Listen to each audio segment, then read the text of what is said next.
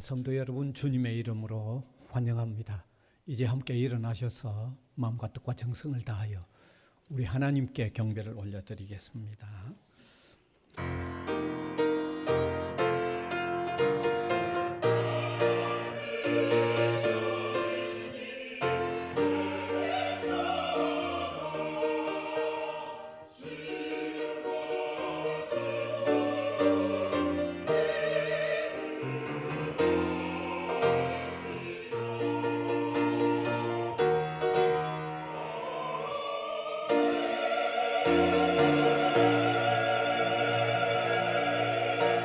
무한한 사랑의 하나님, 사람들은 신을 찾는다고 더듬어 찾아 올라가지만 우리 하나님은 예수 그리스도로 통하여 찾아오셔서 우리를 만나주시고 우리의 고통을 다 최유하셔서 우리 깊은 사정까지도 다 아시고 또한 우리가 범한 모든 죄의 값을 대속으로 치루어 주셔서 무한한 사랑을 나타내셨고 구원해 가시는 하나님, 은혜를 진정으로 감사를 드립니다.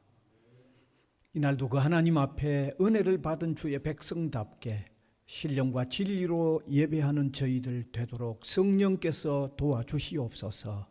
예수님 이름으로 기원하옵나이다. 아멘.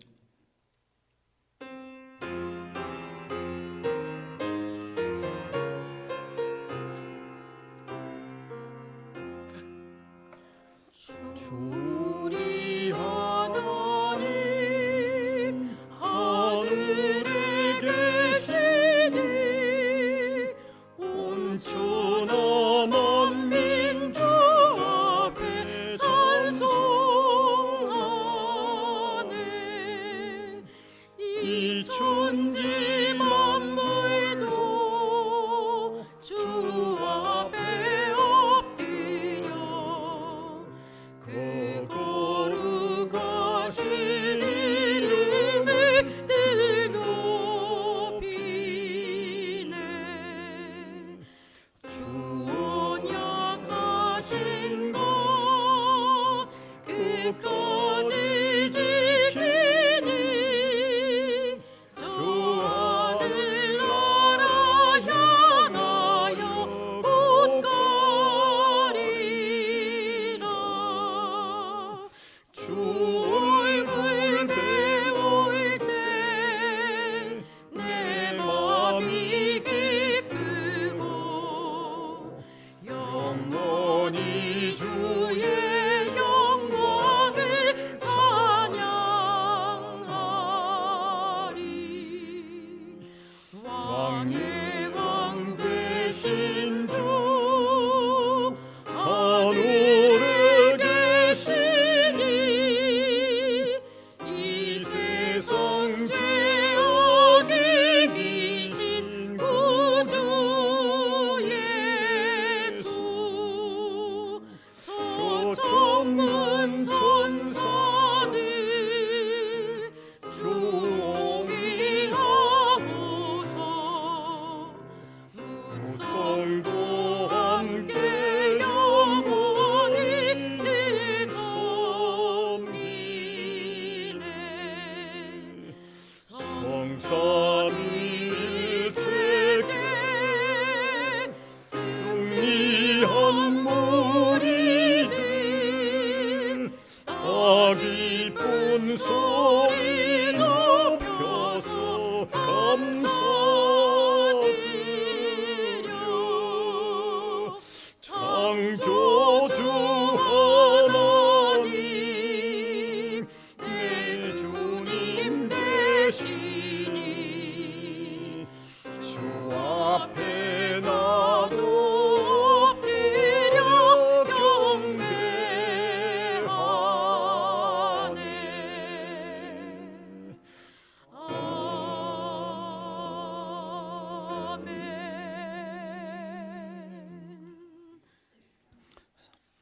사도신경으로 우리 신앙을 고백하겠습니다.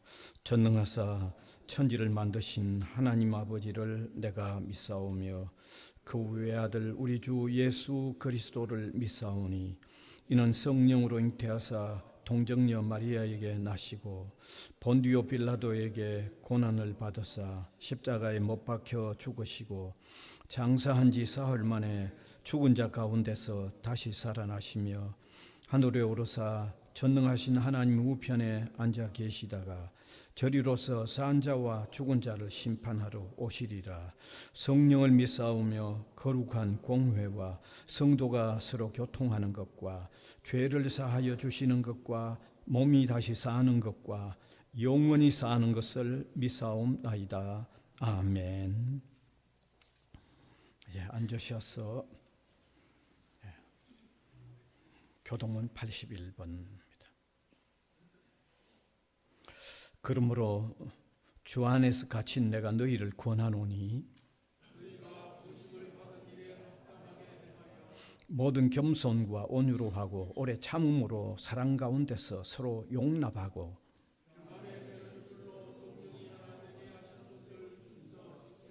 몸이 하나요 성령도 한 분이시니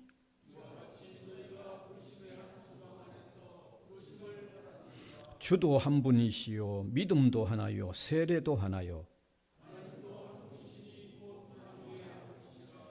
만유 위에 계시고 만유를 통일하시고 만유 가운데 계시도다. 아멘.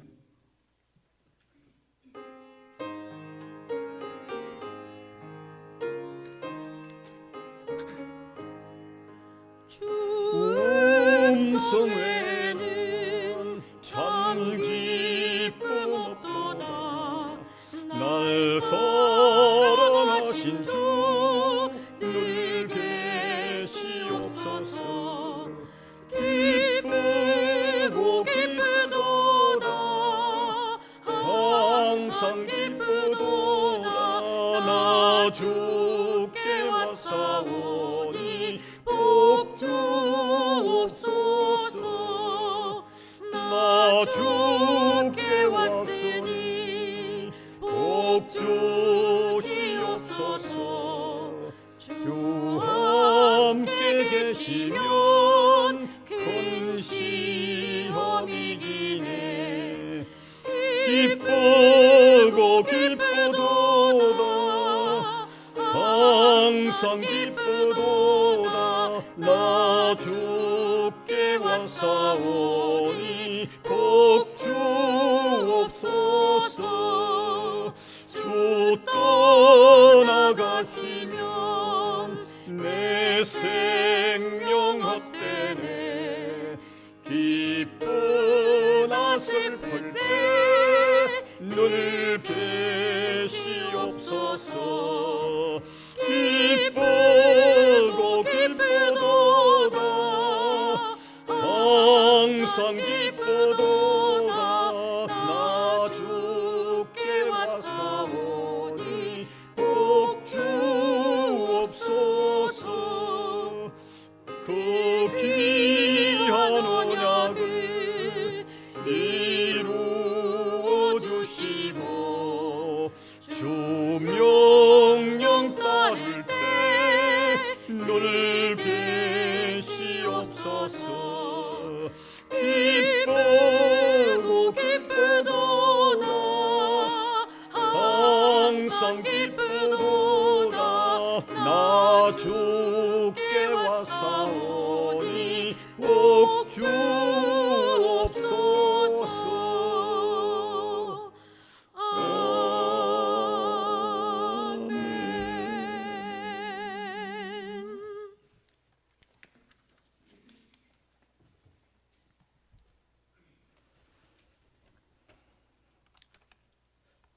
자비로우신 하나님,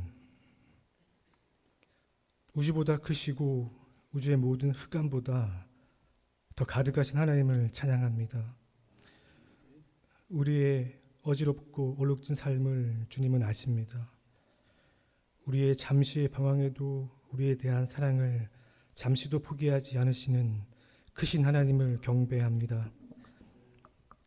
입으로는 주님을 믿으면서 삶으로는 부정하고 주님을 예배하는 듯 하나 쉬는 내 욕망을 쫓는 내 아우는 어디 있느냐? 하나님의 이 엄중한 질문에 여전히 내가 내 형제를 지키는 자니까 대답하는 우리의 완악함을 불쌍히 여겨 주옵소서. 삶에 아무런 그리스도의 향기가 나지 않고 우리 안에서 도무지 그리스도의 편지를 찾을 수 없어 속이 상합니다. 그러나 우리가 하나님의 형상으로 지음받았음을 겸손히 믿겠습니다. 그리고 내 이웃들도 주님의 형상으로 지어졌음을 잊지 않겠습니다. 우리를 대학교회로 불러주셔서 여러 사역을 감당하게 하시니 감사합니다. 이 시대의 교회가 주님 보시기에 아름다운지, 소금이다, 빛이다, 칭함받기 합당한지 자문해 봅니다. 주님의 몸이 되고 마음이 흡족한 교회가 될 수 있도록 도와주옵소서. 이 사회의 만연한 분열과 갈등을 통합과 포용의 마음으로 보듬게 하여 주옵소서. 전쟁으로 공포와 불안 속에 숨죽이며 살고 있는 러시아와 우크라이나, 이스라엘과 팔레스타인 사람들에게 생명의 주인이신 주님이 함께하여 주옵소서. 복잡한 국제 정세 속에 뚜렷한 해결책이 보이지 않는 그곳에 평화의 하나님이 함께하여 주옵소서. 적당히 믿으니 피와 땀이 흐르는 십자가는 걸림돌이 됩니다. 주님은 끊임없이 자기 십자가를 지라고 하시는데 우리는 그저 십자가 너머에 있는 구원에만 집착하게 됩니다. 우리의 믿음이 관념이 아닌 실제로, 말이 아닌 능력으로, 머릿속 알미 아닌 손과 발의 삶이 되게 하여 주옵소서. 이 시간 말씀 앞에서 우리를 깨뜨리고 넙죽 엎드려 마침내 하나님의 마음에 이르게 하여 주옵소서. 냉혹하고 무정한 세상 가운데 움츠려 들고 시들어 버린 우리 영혼을 하나님의 생기로 가득 채워 주옵소서. 부활하신 주님과 함께 가슴 뛰는 삶을 살아가게 하여 주옵소서. 거룩하신 예수님의 이름으로 기도합니다. 아멘.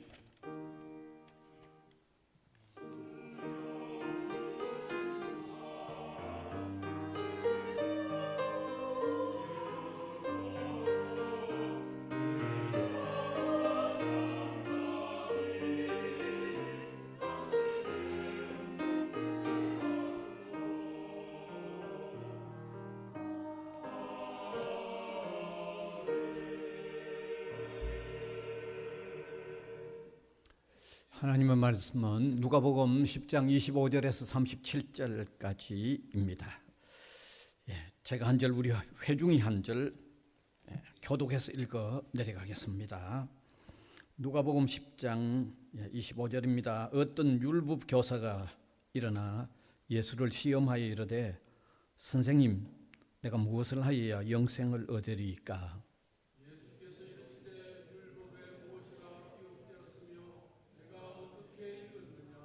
대답하여 이르되 내 마음을 다하며 목숨을 다하며 힘을 다하며 뜻을 다하여 주 너의 하나님을 사랑하고 또한 내 이웃을 내 자신같이 사랑하라 하였나이다.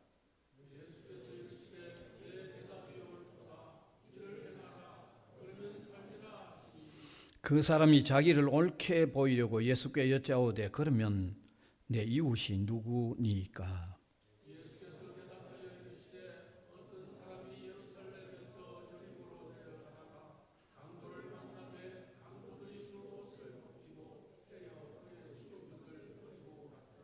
마침 한 제사장이 그 길로 내려가다가 그를 보고 피하여 지나가고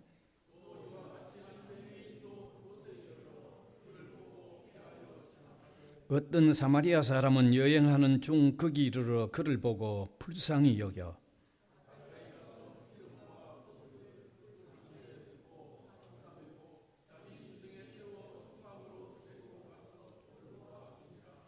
그 이튿날 그가 주막 주인에게 데나리온 2를 내어주며 이르되 이 사람을 돌보아 주라. 비용이 더 들면 내가 돌아올 때에 갚으리라 하였으니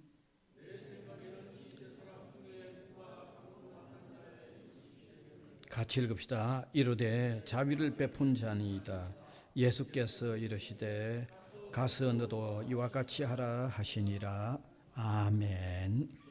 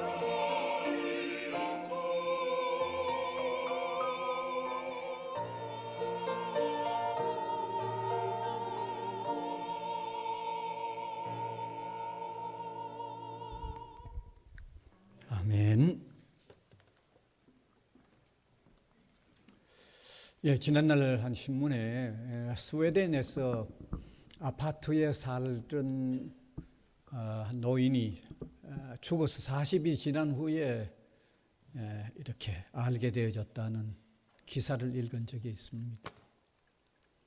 스웨덴만의 문제가 아닌 것 같고 우리나라에도 때때로 이 독거노인이 혼자 살다가 세상을 떠났는데 한참 세월이 지난 뒤에 이렇게 알게 되는 경우들도 있습니다. 참 이런 일들을 우리가 접하면서 느끼는 거에 극도로 개인주의화된 이 경향 속에서 인간관계가 이렇게 제대로 되지 않는 이런 현상들이 아주 두드러지게 나타난다는 것을 보게 되는 겁니다. 사실 가만 보면요, 저도 아파트에서 알지만 이웃 사람하고 관계가 없으려고 하면 전혀 관계 없이 지낼 수 있는 그런 상황이죠. 어떻게 보면 아마 점점 더 그렇게 가지 않을까 하는 생각을 해봅니다. 왜냐하면 지금은 열차를 타보면 혹은 지하철을 타보면 휴대폰 하나면 더 이상 옆 사람하고는 전혀 소용이 없는 그런 이제 풍조로 나타나기 때문에 점점 더 그렇게 될 것 같아요. 그런데 성경은 우리 기독 신자에게는 다르게 말합니다. 이웃이 있어야 된다고 얘기하죠. 이웃이 있어야 된다고. 오늘 본문의 내용도 바로 그런 내용입니다. 그래서 한 몇 가지로 오늘 본문을 통해서 우리가 발견할 수 있는 것은 우리 신자들은 반드시 이웃이 있어야 하되 그 이웃에 선한 이웃이 되어 주어야 한다는 것을 말씀하고 있습니다. 오늘 저와 여러분이 함께 교독해서 읽어간 이 내용을 보면 한 율법사가 예수님에게 나와서 예수님을 시험하기 위하여 신앙적인 마음도 아니고 시험하기 위해서 찾아왔죠. 율법사란 구약의 모세오경, 창세기, 출애굽기, 레위기, 민수기, 신명기 여기에 나와 있는 이 삶의 규칙 혹은 삶의 규례들을 연구하고 해석하는 그런 전문가들이라고 할 수 있습니다. 그런데 이 율법사들이 그런 일들을 하면서 결국 어디로 기울어졌는가 하면 아주 율법주의 혹은 규례에 얽매여 사는 그런 데로 빠져버리는 전통에 흘러버린 거죠. 그러니까 이런 사람들에게는 좀 인간다운 그 어떤 동정심이든 이런 건 전혀 없습니다. 완전히 메말라 버렸죠. 막 규율주의에 빠져서 사람들을 평가하는 그런 상태에 놓여져 버렸습니다. 우리가 신약 성경을 읽어보아도 예수님께서 활동하실 때 예수님의 사역에 대해서 이들이 얼마나 방해가 되는 역할을 하고 있는지 모릅니다. 그런데 그런 율법사가 예수님에게 찾아 나와서 질문을 하는데 내가 무엇을 해야만 영생을 얻을 수 있겠느냐, 구원을 얻을 수 있겠느냐 하는 이런 질문을 한 겁니다. 이 질문부터 틀린 거죠. 사람이 무엇을 행함으로 구원받고 영생 얻으려고 하는 그 생각부터 틀린 거죠. 믿음으로 얻는 구원인데 뭘 행해야만 구원을 받는 줄 알고 그렇게 질문하고 있는 그 질문 자체가 틀렸죠. 그런데 예수님은 그에게 바른 대답, 믿음으로 구원받는다, 그렇게 영생 얻는다, 그런 대답조차도 그 대답조차 하실 필요도 느끼지 않으셨던 것 같아요. 그렇게 대답 안 하셔요. 그렇게 대답을 하셔야만 그게 정답인데 아마 마음이 보통 비틀어져 있는 게 아니죠. 율법사가 시험하러 와 있는 것도 알고 묻는 물음 자체도 그게 아마 본질적으로 틀린 질문을 하니까 바른 대답하기보다도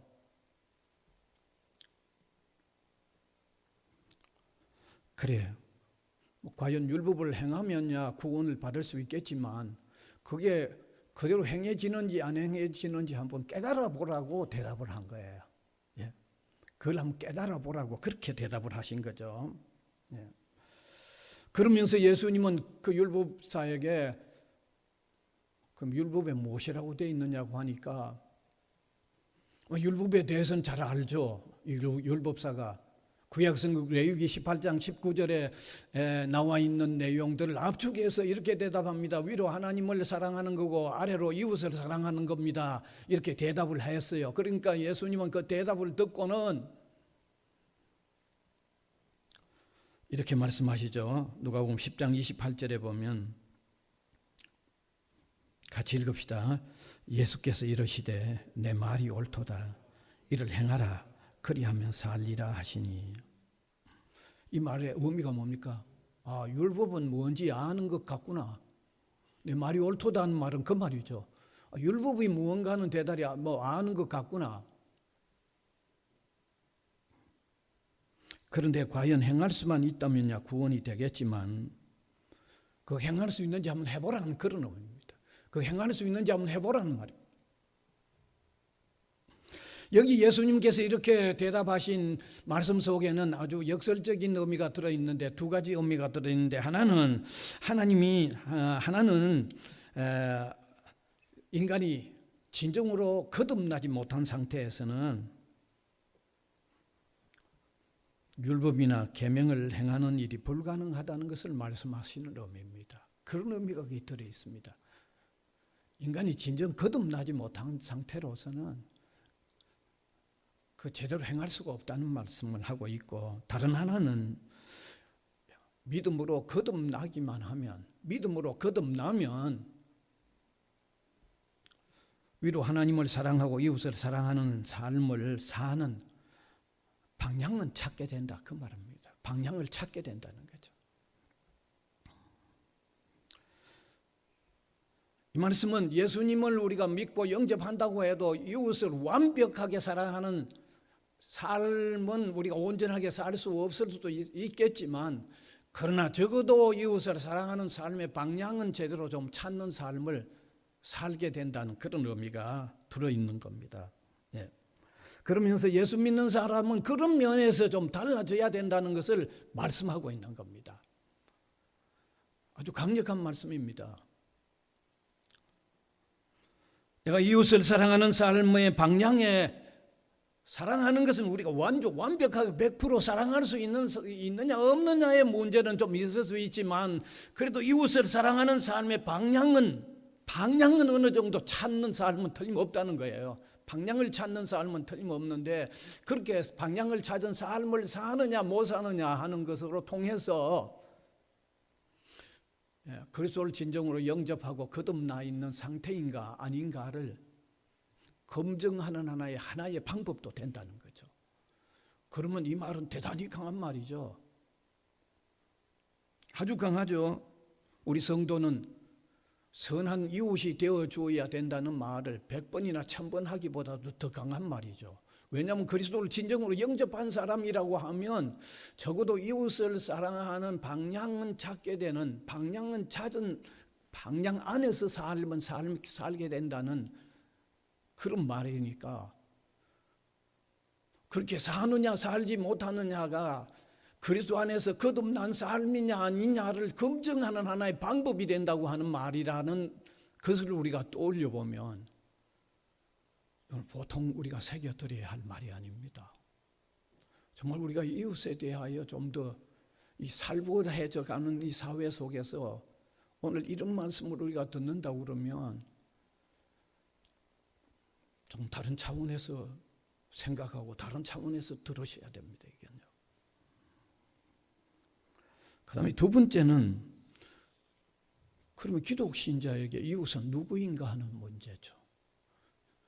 우리가 반드시 이웃을 생각하고 돌보고 사랑하는 방향에서의 삶을 살아야 된다고 하면 우리 기독 신자에게서 이웃은 누구인가를 아는 것은 대단히 중요하죠. 왜? 그것은 바로 알 때 그렇게 그 방향에 따른 삶을 살 수 있기 때문입니다. 오늘 이 시간에 저와 여러분, 우리가 이웃이라고 하면 상당히 지역적으로 가까이 있는 사람을 생각하기 쉽죠. 주로 그렇게 생각하고 있습니다. 아니면 아주 내하고 친숙한 사람을 좀 이웃으로 생각하기 쉽겠죠. 아니면 직장에서 늘 자주 대하는 사람, 이런 사람을 이웃으로 생각하기 쉬울 줄 압니다. 대부분 그렇게 생각합니다. 여기 예수님은 나의 이웃이 누구인가라고 묻는 이 율법사에게 이웃이 누구인가를 아주 비유 이야기로 대답을 하신 거죠. 그 내용이 뭐냐면 이런 내용입니다. 오늘 같이 읽어서 아시겠죠? 한 여행자가 예루살렘에서 여리고라는 곳으로 내려가다가 강도를 만났다는 겁니다. 뭐 가진 거 다 빼앗겼겠죠. 옷도 뭐 벗기고 많이 맞고 막 피투성이가 돼버린 것 같습니다. 뭐 그냥 두면 죽을 수밖에 없죠. 그런데 그 길로 지나가는 사람들이 있었다는 겁니다. 제사장이 먼저 지나갔는데 보고도 그냥 가버렸어요. 그 다음에 또 조금 있다가 레위인이 지나갔는데 그걸 보고 그냥 지나쳐버렸어요. 세 번째 사람이 사마리아 사람인데 지나가다가 그 광경을 보고는 자기 나귀에 태워서 주막으로 데려갔고 심지어 여기 읽어보니까 치료하는 비용을 다 감당할 뿐만 아니라 만일 치료하는 비용이 더 들면 내가 다시 돌아와서 그것까지도 다 이렇게 청산하겠다고 하면서 잘 돌보아 주도록 부탁을 하는 거죠. 이런 이야기를 예수님께서 이 율법사에게 하고 난 뒤에 이 세 사람 중에 강도 만난 사람의 진정한 이웃은 누구인가를 질문하니까 이 율법사가 뭐라고 대답했습니까? 사마리아 사람이라고, 그를 돌보아 주었던 사마리아 사람이라고 대답을 했습니다. 여러분, 이 사마리아 사람은 그 강도 만난 사람의 이웃에 사는 사람도 아닙니다. 이웃 사람이 아닙니다. 모르는 사람입니다. 이웃 사람 아닙니다. 직장에서 자주 만나는 사람도 아닙니다. 평소에 만나서 서로 가까이 지내고 있는 친구도 아닙니다. 만일 이 강도 만난 사람이 유대인이라고 하면 사마리아 사람은 더더욱이 가까이 할 수 있는 사람도 아닙니다. 여러분 잘 아시잖아요. 그때는 유대인들은 이 사마리아 사람들을 아주 뭘로 취급했습니까? 사람 취급도 제대로 안 하고 상종도 안 했습니다.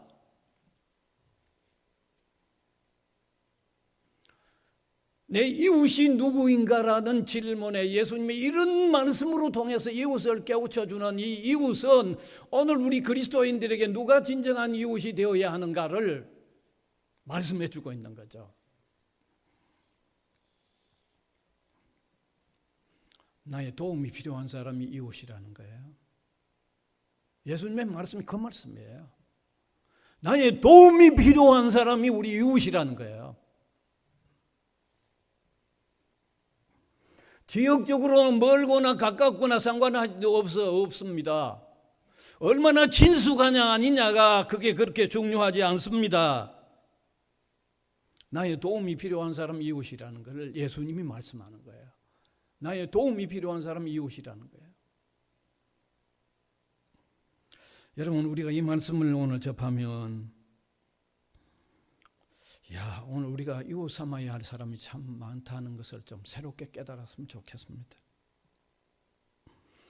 그리고 우리 그리스도인은 이웃 삼아야 할 사람이 세상 사람들이 이웃 삼아야 할 사람들과는 다르다 하는 것도 한번 깊이 생각해 보면 좋겠습니다.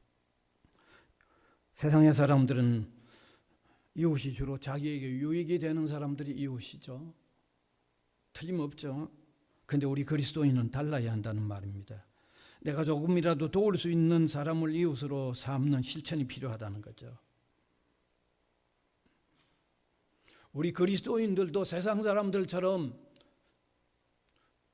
내게 도움이 되는 사람을 이웃으로 삼는 일을 산다고 하면 신자가 세상 속에서 사람들과의 만나는 관계성 속에서 세상 사람들하고 다른 차이가 뭡니까? 전혀 차이가 없잖아요. 무슨 차이가 있습니까?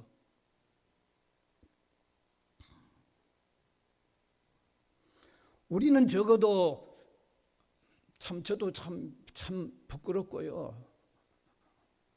참 이런 말씀 저도 드리기가 참 어려워. 저도 참 부족함이 너무 많기 때문에요. 그래도 우리가 이런 면에서 우리가 특별히 부족하다고 하는 사실을 좀 깨달으면서 이런 면에서 좀 뭔가 좀 되찾아가야 오늘을 사는 그리스도의 제자답게 세상 속에서 사는 삶의 모습이 된다는 거죠. 저는 우리 한국 교회 성도들을 보면서 저 자신은 당연히 포함합니다만은 뭔가 균형이 좀 깨진 신앙생활을 하고 있다는 거죠. 전 세계 속에서 한국 교회의 성도들만큼 기도 열심히 하는 교회가 잘 없잖아요. 뭐 새벽 기도든지 뭐 금요철하든지 뭐 수요 뭐 모임 이런 데가 어디 잘 없잖아요. 전 세계 어디 다른 데 잘 없잖아요. 근데 한국 교회는 모여서 그렇게 기도하고 열심히 기도하고 있는 것만 틀림없잖아요. 그런데 균형이 좀 깨져 있어요.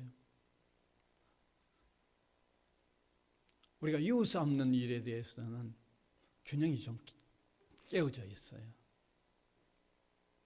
제가 스코틀랜드에서 공부를 하고 있을 때 참 그곳의 신자들을 참 보면서 많이 느꼈어요. 예. 참 이웃을 위하는 그런 사람들을 살더라고요. 아프리카 사람들이 뭐 스코틀랜드하고 거리가 얼마나 멀어요. 그런데 그곳에 그 사람들을 돕겠다고 헌 옷을 수집하고 또 헌 옷을 또 그곳은 팔고 이러더라고요. 그 파는 이런 상점 가게가 있는데 거기 성도들이 가서 그 일을 무료로 다 하고 있고, 예. 어떤 노인들이든 아픈 사람들을 아주 무료로 그냥 돌아보아주는 사람들을 너무 많이 봤거든요. 제가 그곳에 가난한 유학생활을 했는데 참 그 따뜻하게 배려해 주는 게 너무 좋더라고요. 뭐 상당한 사람들이에요. 검사 가정도 아주 친해졌고요. 남편은 대학 교수이면서 아내는 중학교 선생님인데 그런 가정도, 또 대학 교수로서 은퇴한 가정도요.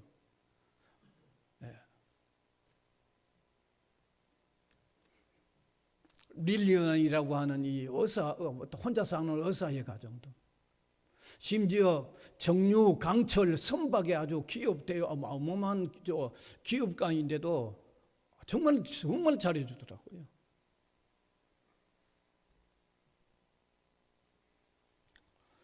오늘 우리 신자들이 예수님의 말씀 속에 담긴 이웃에 대하여 특별히 세상이 삭막해져 가니까 좀 더 우리는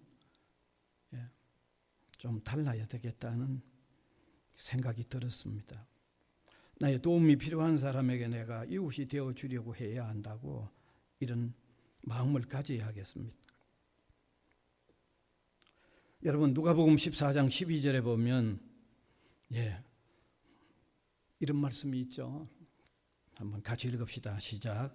또 자기를 청한 자에게 이르시되 내가 점심이나 저녁이나 베풀거든 벗이나 형제나 친척이나 부한 이웃을 청하지 말라.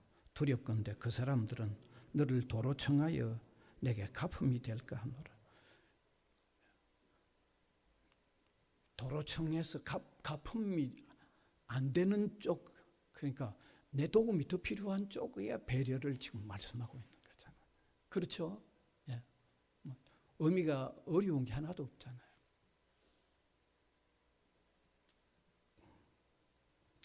여러분, 오늘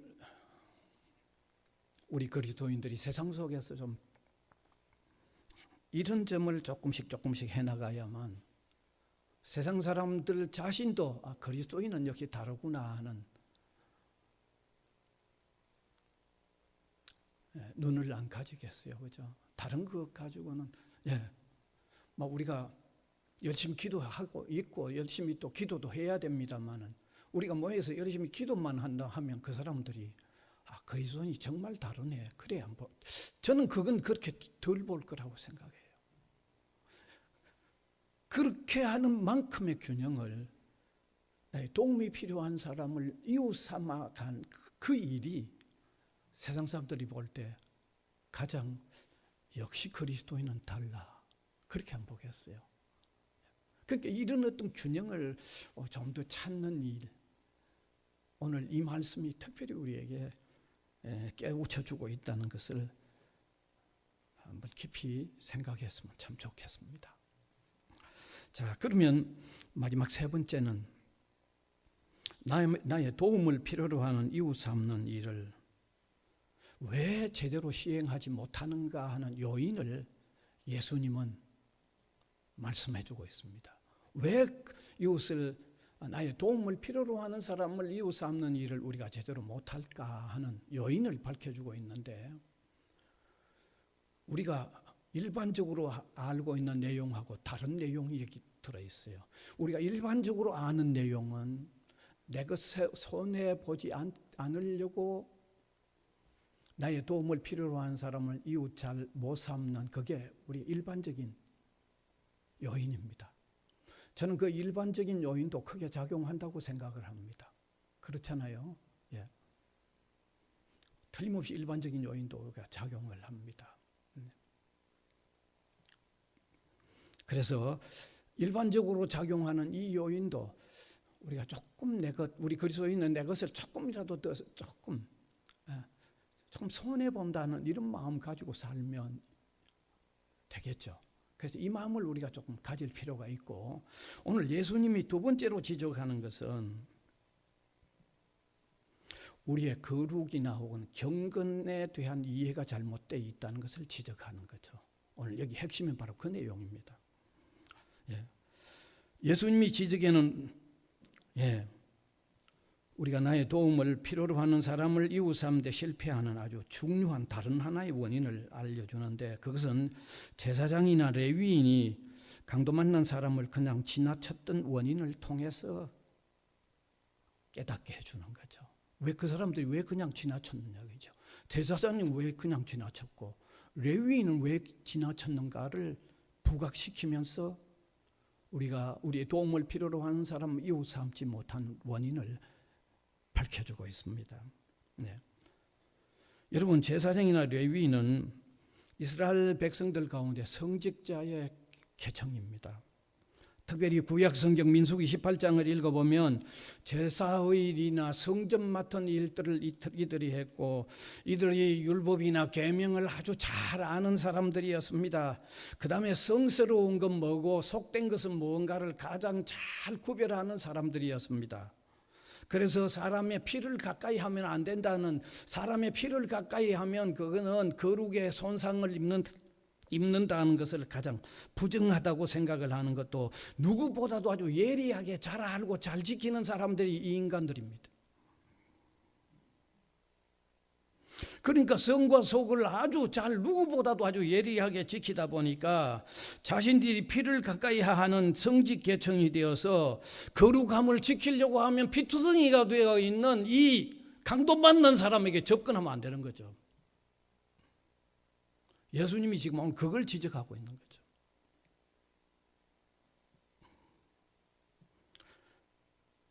그래서 여기 나의 도움을 필요로 하는 사람을 이웃 삼지 못하는 예수님이 지적하는 이 이유에는 아주 좁은 의미와 넓은 의미 두 가지를 우리가 알 수 있는데, 좁은 의미에서는 이스라엘 백성들 가운데 성직자들의 문제를 지적하고 있는 거예요. 성직자들의 문제예요. 그들은 바리새인들과 서기관들, 제사장들, 레위인들, 자기들은 율법의 의식에만 매여서 자기들만 구별되게 살겠다고 하는, 거기 사로잡혀 있었던 거죠. 자기들만 구별되게 살겠다는 거예요. 여러분, 이런 의식에 사로잡혔던 그 종교 지도자들이 예수님 시대에도 많았잖아요. 그러니까 안식일날 사람 고쳐놓으니까 안식일날 범했다고 그냥 예수님에게 대들고 공격하잖아요.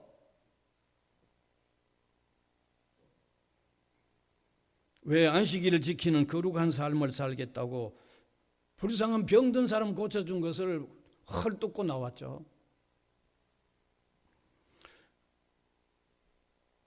그러니까 우리가 여기서 알 수 있는 거는요, 이 기독 신자의 이 거룩함이 뭔가, 무엇이 거룩한가, 경건한 삶이 무엇이 경건한가를 우리가 다시 좀 생각해야 돼요.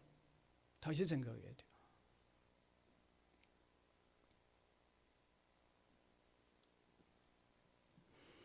그래서 예수님은 그런 종교 지도자들 당시에, 예수님 당시에 그들에게, 이 바리새인들 특별히 이들에게 아주 화를 선언하고 나오죠. 마태복음 23장 13절을 한번 보세요. 같이 한번 읽어봅시다. 시작. 화 있을진저 외식하는 서기관들과 바리새인들여, 너희는 천국 문을 사람들 앞에서 닫고 너희도 들어가지 않고 들어가려 하는 자도 들어가지 못하게 하는도다. 아주 엄청나게 책망한 거죠. 천국 문 가로막고 서 있는 인간들이라는 거죠. 그 다음에 넓은 의미에서는, 좁은 의미에서는 당시에 그 종교 지도자들을 얘기하는 거고, 넓은 의미에서는 예수님이 제사장과 레위인이 피투성이가 된 그를 이웃 삼지 못한 것을 드러내는 것은 구약시대 이스라엘 전체의 문제를 지적하는 거죠. 이스라엘 백성들의 문제를 지적하는 거죠. 그들이 거릇된 선민의 의식과 잘못된 경건사상에 빠져서 이방인들을 다 외면하고 있는 문제를 지금 예수님이 지적하고 있는 거예요. 사실 구약의 이스라엘 백성들이 하나님의 선민으로 택해 나왔는데 그릇된 선민 사상과 그릇된 경건 사상에 빠진 거예요. 하나님이 그들을 먼저 하나님의 백성 선민으로 삼아 놓은 이유는 그들을 특수한 훈련을 시켜서 온 세계 모든 민족, 모든 백성에게 하나님의 복음을 전하고 하나님의 사랑을 펼치기 위해서 세워놨는데, 그 구약의 이스라엘 그 인간들이 그릇된 선민이에요. 우리만 거룩해야 된다는 거죠. 우리만 하나님과 우리만 바른 관계가 있으면 되지, 다른 거는 다른 종족이나 다른 족속은 이런 관계에 들어오면 안 된다고 생각한 거죠. 그래서 예수님이 아주 이런 말씀으로 통해서 그 시대 이스라엘 백성들을 아주 강력하게 치는 거죠. 강력하게 치는 거죠. 여러분, 오늘날 사는 우리 기독 신자들이 먼저 부름을 받았다고 하면요, 우리만 깨끗하게 가만히 앉아 있으라고 우리 먼저 불러준 게 아니에요. 그건 착각입니다. 우리는 위로 하나님의 뜻을 찾고 아래로 그 뜻을 모든 관계성 속에 적용시켜서 하는, 그게 진정한 경건이에요. 그게 참 경건이에요.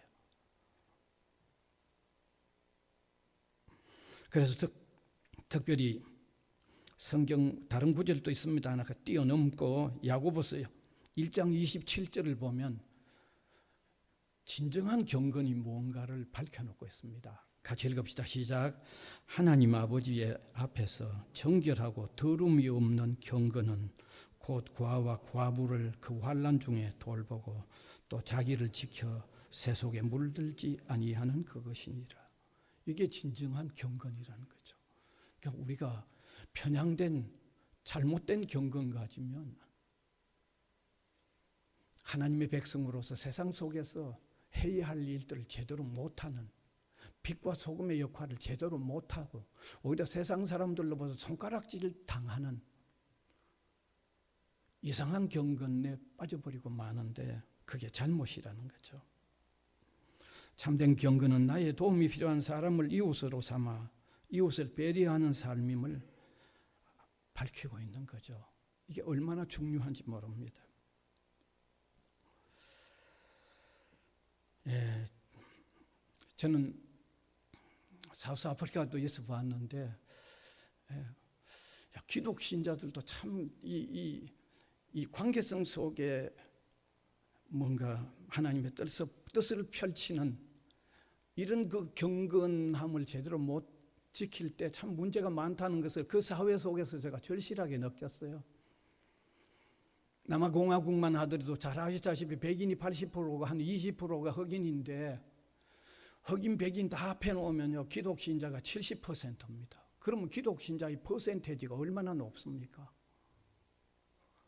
어마어마하게 높잖아요. 그런데도 기독신자에 대해 사회적인 어떤 여러 관계성 속에서의 진정한 이웃 삼는 이런 어떤 경건함을 제대로 펼쳐 못 나가니까 그 흑백 간의 그 엄청난 문제. 아니 기독신자의 퍼센테이지가 흑인 백인 다 합해 70%가 넘는데도 전혀 손을 못 쓰고 해결이 안 되는 걸 보면서 야 기독신자가 자칫하면 참 경건에 와는 거리가 너무 동떨어진 삶을 살 수 있겠다. 기독신자의 퍼센테이지가 많다고 하더라도 그건 얼마든지 그럴 수 있겠다는 걸 저는 너무 절감을 했습니다. 이제 제가 말씀을 맺으려고 합니다. 오늘 예수님이 우리 그리스도인들에게 누가 참 이웃인가를 말씀해 주고 있습니다. 우리 그리스도인들은 잘못된 경건 사상을 가지면 예수님이 말씀해 주는 이웃 삼는 일을 제대로 못하죠. 그래서 우리 이웃이 누구인가도 제대로 알고 우리 그리스도인은 어떻게 사는 게 진정한 경건인가를 이 말씀으로 통해서 깨달아서 이 삭막해져가는 세상 속에서 좀 그리스도인이 그래도 좀 다르다라고 하는 이런 방향의 삶을 조금 되찾아 나가는 저와 여러분이 될 수 있기를 간절히 바랍니다. 은혜의 주님 감사를 드립니다. 이 시간도 우리 시대적인 이 풍조를 보면 참 그리스도인들이 좀 더 빛과 소금의 역할을 해야 할 시기가 이미 너무 많이 지난 것을 느낍니다. 사랑하는 주님, 오늘의 이 말씀을 우리가 좀 더 깊이 깨달으면서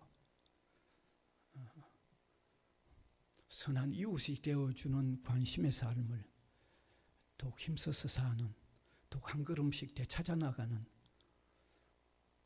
저희들이 되도록 인도하여 주옵소서.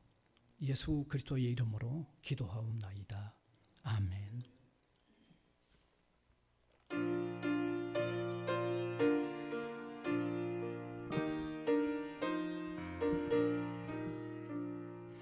누가 주를 따라 섬기려는가? 누가 죄를 떠나 주만 따를까? 누가 주를 섬겨 남을 구할까? 누가 주의 길을 따라가려나?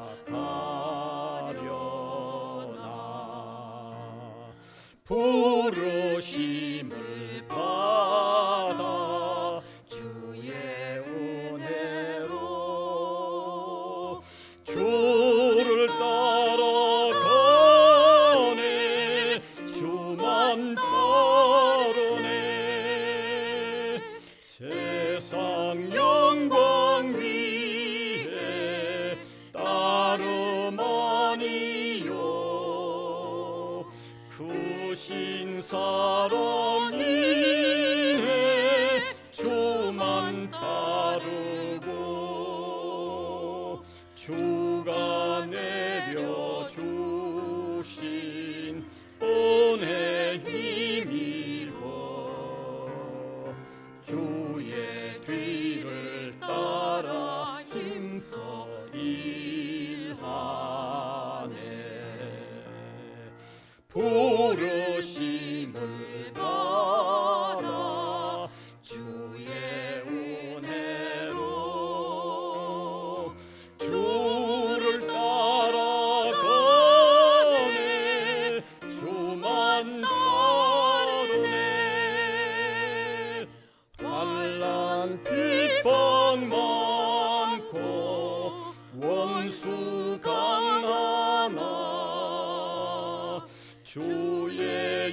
용서도 힘이 강하니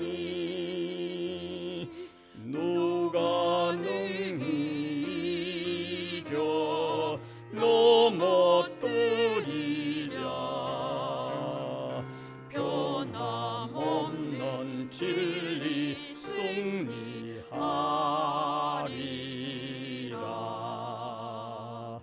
기쁜 찬송하며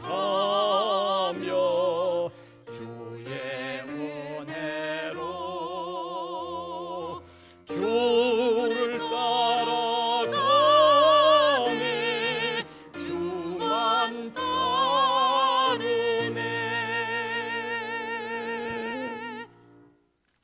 기도드리겠습니다. 은혜의 주님 감사를 드립니다. 늘 부족한 저희들이지만 늘 너그럽게 대우해 가시며 인도해 가시는 것을 감사를 드립니다. 이 시간도 우리의 삶의 그 모든 정황들 속에 세밀히 아셔서 궁극적으로 승리하게 이끌어 가시며 배려해 주시는 은혜 속에 사는 것을 감사하여 예배로 영광 올려드리며 예배 속에 또 헌금 드려 영광을 올려드립니다. 복음을 위하여 귀하게 쓰여지도록 인도하여 주시고 힘겨운 시대를 사는 우리 성도들을 주님 힘있게 하여 주셔서 강하게 하여 주셔서 지혜롭게 하여 주셔서 그리스도인들의 삶이 다름을 삶 속에 나타내는 저희들 되게 인도하여 주옵소서. 이 학원 위에도 늘 주님의 은혜로운 인도하심과 돌보심을 소원하옵고 예수 그리스도의 이름으로 기도하옵나이다. 아멘.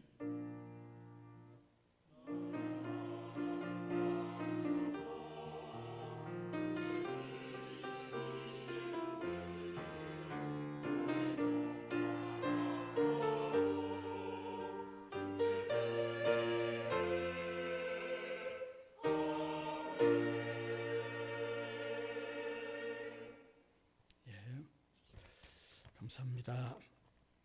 이제 광고 한번 보시면 좋겠습니다. 수요 기도회는 4시 30분 그대로인데 주보에는 제가 되어 있습니다만은 순서가 조금 바뀌어졌습니다. 부전교회의 강도사님 김효식 강도사님이 수요일 4시 30분에 설교하시겠습니다. 그 다음에 오늘은 작년 소그룹의 성경 공부 1시에 있습니다. 그 다음에 신우회 조창기도회가 이번 주 수요일 8일이죠. 오전 7시 40분까지 이제 오시면 되겠습니다. 우리 교회 신우회 나오시는 분들 또 혹시 다른 교회에 가시는 신우회 회원분들도 많이 참석하시면 좋겠습니다. 그 다음에 점심 식사는 식권 받으셔서 식당 이용하시면 되고요.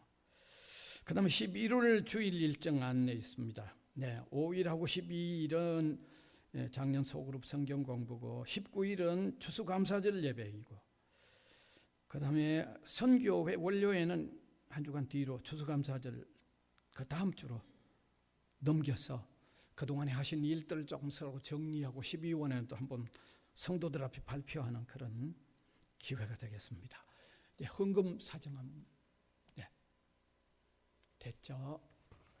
그러면 함께 일어나셔서 635장 찬송 드리겠습니다.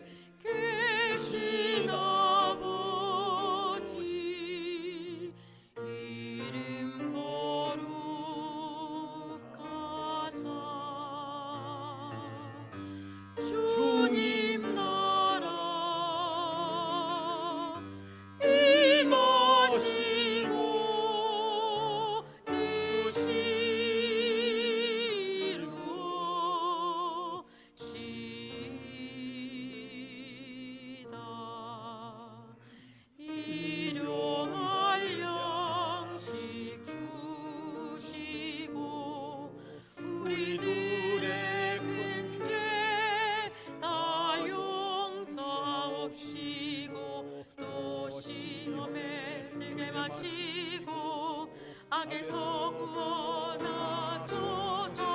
내게 주의 나라 주의 권세 주의 영광 영원히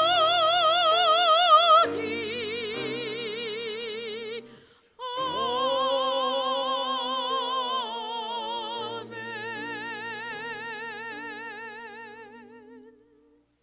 주 예수 그리스도의 은혜와 하나님 아버지의 무한하신 사랑하심과 성령님의 감화 감동 교통하심이 예배로 우리 하나님께 영광을 올려드리는 주님의 백성들 각 사람 위에와 복음을 위하여 세워진 이 기관 위에 항상 함께 있을지어다. 아멘.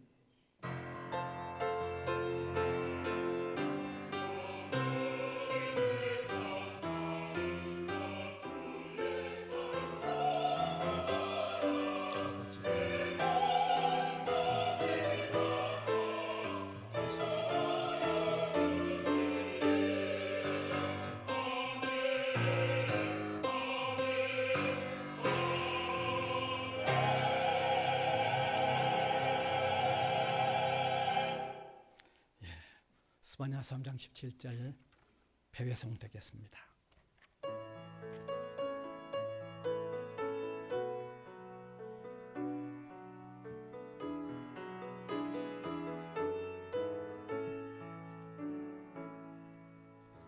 너의 하나님 여호와가 너희 가운데 계시니